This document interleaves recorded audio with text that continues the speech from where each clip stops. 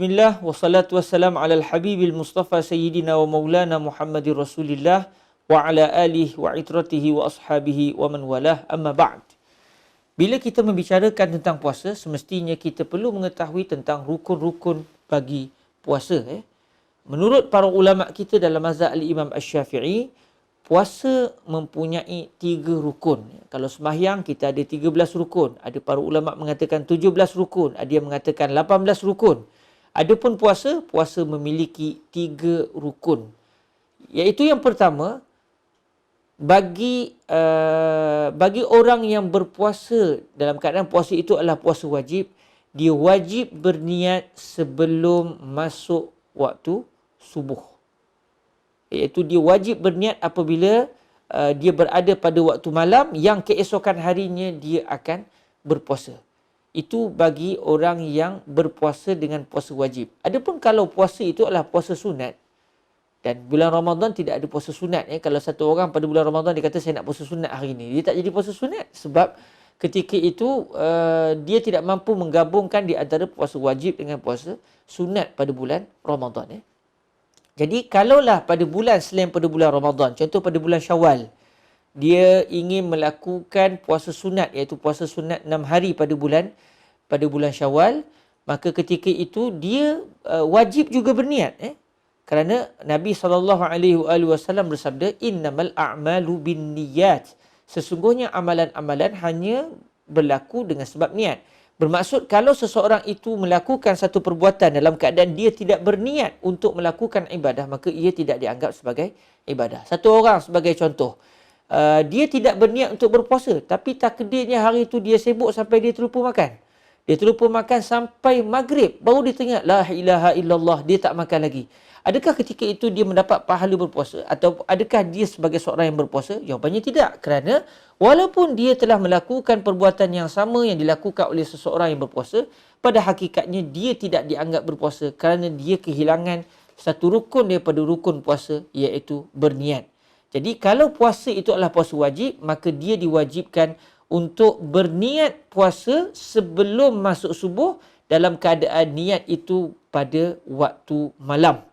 Tetapi kalau untuk puasa sunat, tidak menjadi masalah. Kalau sebagai contoh seseorang itu selepas waktu subuh, pukul 8 pagi contoh, hari Isnin, pada bulan Syawal contoh, dia kata hari ni hari Isnin, elok puasa.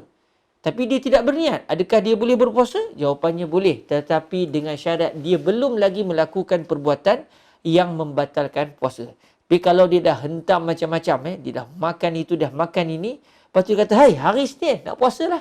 Puasa apa ke bendanya? Dia sudah makan, maka dia tidak boleh untuk berpuasa kerana dia sudah melakukan perbuatan yang membatalkan puasa.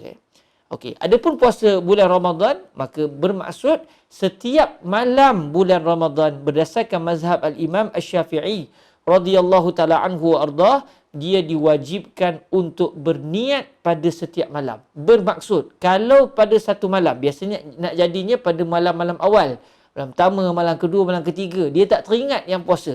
Dia terlupa untuk berniat. Dan takdir Allah Ta'ala bangun pula, dah katakan masuk subuh, dia tersedar. Dia tak sempat nak makan sahur. Dalam keadaan malam tersebut, dia langsung tak teringat bahawa besok dia nak berpuasa. Adakah sah puasanya? Jawapannya tidak. Dia tidak sah berpuasa pada hari itu.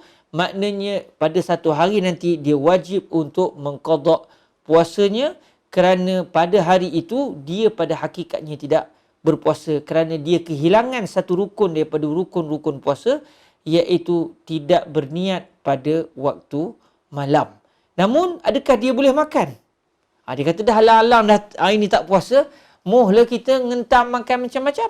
Kita makan nasi goreng ke, makan itu makan ini. Adakah boleh? Jawapannya tidak. Dia tidak boleh makan dan minum, maknanya dia perlu melakukan tindakan seumpama orang yang berpuasa, namun perbuatannya itu tidak dianggap sebagai puasa. Cuma dia diwajibkan untuk menahan dirinya daripada makan dan minum pada bulan Ramadan, pada hari tersebut. Namun selepas bulan Ramadan nanti, dia diwajibkan untuk mengqada puasa yang dia telah tinggal pada hari tersebut kerana dia tidak berniat pada waktu malamnya. Maka dengan sebab itulah, para ulama kita sebagai contoh Al-Imam Al-Bajuri sendiri mendatangkan pandangan Al-Imam Malik yang mengatakan seseorang itu boleh berniat untuk berpuasa selama sebulan terus.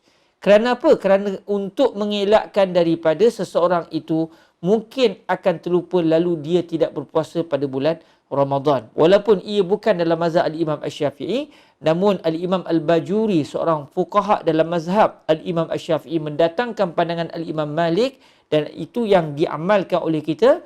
Pada malam pertama puasa, kita berniat sahaja aku berpuasa selama sebulan pada bulan Ramadan kerana Allah Subhanahu Wa Taala.